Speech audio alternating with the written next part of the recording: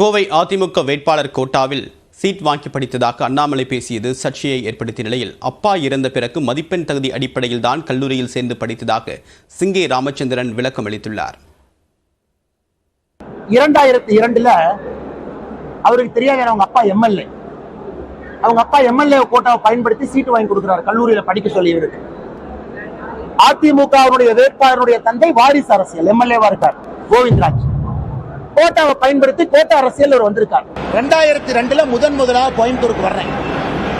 Pant போட்டுக்கிட்டு எங்க அப்பா வேட்டி கட்டிக்கிட்டு கிராமத்திலிருந்து 2 தகர டப்பா எடுத்துக்கிட்டு 3 பேருந்து மாறி 2002 கோயம்புத்தூருக்குள்ள வர்றேன். 5 ஆண்டுகள் பிஎஃப்சி பொறியியல் கல்லூரியில் 5 ஆண்டுகள் படிக்கிறேன்.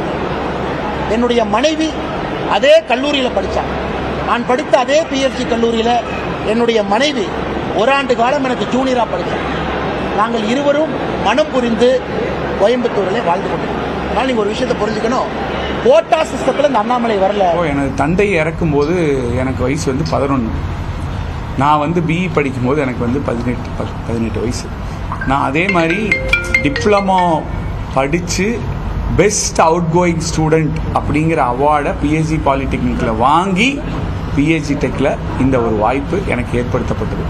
இப்போ அவர் சொல்கிறாரு, நான் தகர டப்பா 2 எடுத்துகிட்டு 3 பஸ் மாறி வந்தேன்.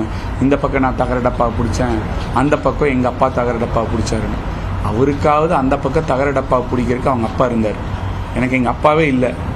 நான் தனி ஆளாக 95 பஸ் ஏறி இங்கே வரராஜபுரத்துலேருந்து அங்கிருந்து போய் இறங்கி நான் தனியாக தான் உள்ளே போனேன்.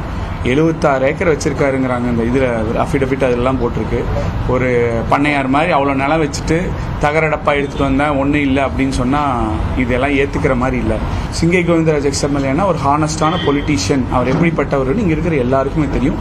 இதற்கு அண்ணாமலை அவர்கள் கண்டிப்பாக மன்னிப்பு கேட்டே ஆக வேண்டும்.